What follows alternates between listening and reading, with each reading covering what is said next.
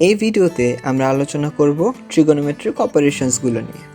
শুরুতেই আমাদের ডিগ্রি এবং রেডিয়ানের মধ্যে সম্পর্কগুলো আমরা আগে জাস্টিফাই করব। তার জন্য আমরা ডিগ্রি থেকে রেডিয়ানের কনভার্সনগুলো জেনে নিতে হবে। আমরা ডিগ টু র্যাড এই কমান্ডটি ইউজ করব এবং রেডিয়ান থেকে ডিগ্রিতে কনভার্সনের জন্য আমরা র্যাড টু টেক এটা ইউজ করব। আমরা একটু দেখি যে এদেরকে কীভাবে ব্যবহার করা যেতে পারে। এক্স নামের একটি ভ্যারিয়েবলে আমরা ডিগ্রি টু রেডিয়ান করব 180 ডিগ্রিকে এবং ওয়াই নামের একটি ভ্যারিয়েবলে আমরা রেডিয়ান টু ডিগ্রি করব 3কে, যেটি কিনা 3.1415 অর্থাৎ পায়ের অনেক কাছাকাছি একটি সংখ্যা।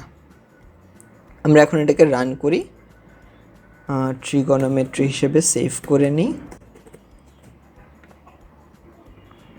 দেখা যাচ্ছে এক্স ইকুয়াল টু এসেছে 3.1416, কেননা আমরা জানি পায়ের ভ্যালু বা 180-র ভ্যালু 3.1416 হবে রেডিয়ানে, এবং রেডিয়ানে যখন ভ্যালু 3 ছিল যেটি কিনা 180-র অনেক কাছাকাছি, সেটি কিন্তু 171 দেখাচ্ছে।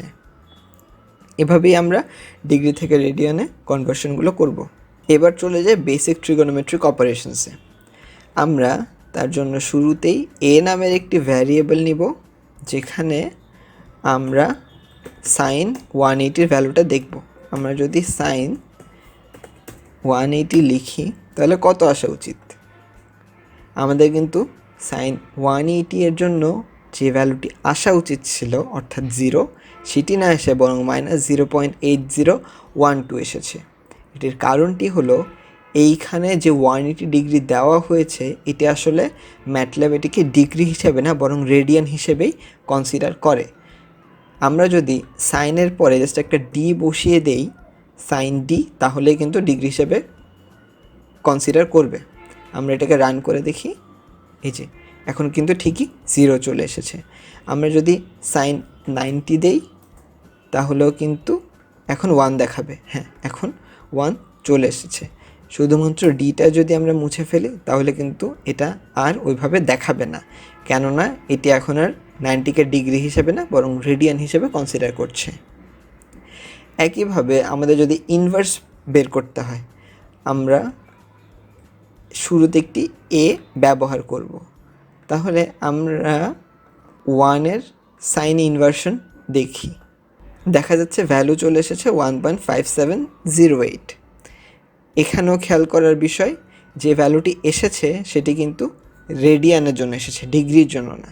আমাদের যদি ডিগ্রিতে দেখতে হয় আমাদেরকে সাইনের পরে আবারও একটু ডি বসিয়ে দিতে হবে, এবং এবার দেখা যাচ্ছে ঠিকই 90 চলে এসেছে, কেননা 1-এর ভ্যালু আমরা সাইনের মাধ্যমে প্রকাশ করতে গেলে অ্যাঙ্গেলটি হবে 90 ডিগ্রি। আমরা চাইলে কোনো একটি বিশাল ম্যাট্রিক্সের সবগুলো সাইনের ভ্যালু একসাথে বের করতে পারি। তার জন্য শুরুতে আমরা এম নামের একটি ম্যাট্রিক্স নিয়ে নেব। 1 থেকে 10 ইনক্রিমেন্টে আমরা 100 পর্যন্ত যাব। বড় এম ম্যাট্রিক্সটির সাইনের ভ্যালুগুলো বের করব। এজন্য সাইন ডিগ্রি নিতে হবে আমাদেরকে এবং এম। এখন আমরা এটাকে রান দিয়ে দেখি, ভ্যালুগুলো চলে এসেছে। আমরা আরেকবার রান দিয়ে দেখব। হ্যাঁ, এই হলো আমাদের মানগুলো, সাইন 1-এর মান, সাইন 11-এর মান, সাইন 21-এর মান। এভাবে করেই মূলত আমরা প্রতিটি ভ্যালু দেখতে পাচ্ছি, এবং যখনই 91-এ ছিল তখন কিন্তু মানটা 0.9998 অর্থাৎ 1-এর প্রায় কাছাকাছি। এভাবে আমরা চাইলে একটি বিশাল ম্যাট্রিক্সের জন্য তাদের সাইনের মান বের করতে পারি। সাইনের মতো বাকি যে ট্রিগোনোমেট্রিক রেশিওগুলো রয়েছে তাদের ক্ষেত্রে একইভাবে কাজগুলো করা যেতে পারে। কস, ট্যান,